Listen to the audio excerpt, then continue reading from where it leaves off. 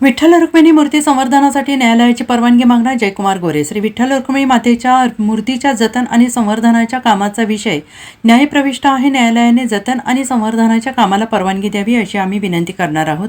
आषाढीपूर्वी परवानगी मिळाली तर ठीक, अन्यथा आषाढीनंतर आम्ही जतन आणि संवर्धनाचे काम सुरू करू अशी माहिती सोलापूरचे पालकमंत्री जयकुमार गोरे यांनी दिली आहे. मूर्तीवर रासायनिक प्रक्रिया न करता पारंपरिक पद्धतीने जतन आणि संवर्धन केले जावे असे मागणी वारकरी संप्रदायातील काही मंडळींनी केली. या विरोधात त्यांनी न्यायालयाचे दरवाजे ठोठावले. न्यायालयाने रासायनिक प्रक्रियेला स्थगिती दिली, मात्र जतन आणि संवर्धनाचे काम करणे गरजेचे आहे, त्यामुळे ते काम लवकरात लवकर हाती घेतलं जाईल अशी माहिती त्यांनी दिली आहे.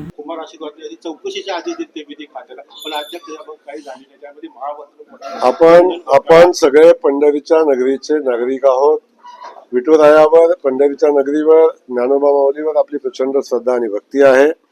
आज आपण आषाढी वारीची तयारी करतोय, त्यावेळी आपण आषाढी वारीच्या संदर्भातली चर्चा करू.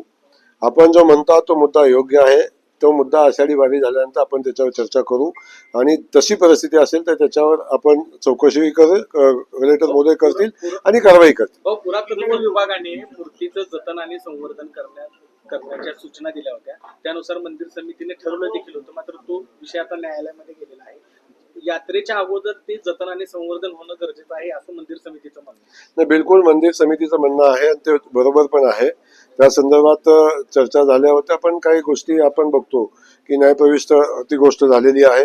कलेक्टर महोदय त्यामध्ये इंटरव्ह्यू होत आहेत आणि न्यायालयाला आपण विनंती करतोय पुढे जाऊन की आम्हाला जतन आणि संवर्धनाच्या दृष्टीनं ज्या गोष्टी आवश्यक आहेत ते करण्याची परवानगी न्यायालयाने द्यावी. आणि जरी न्यायालयाने परवानगी दिली तर उत्तम, सर्वोत्तम आहे. नाही दिली तरी वारी संपल्या जतन संवर्धनाच्या सगळ्या प्रक्रिया पूर्ण केल्या जातील.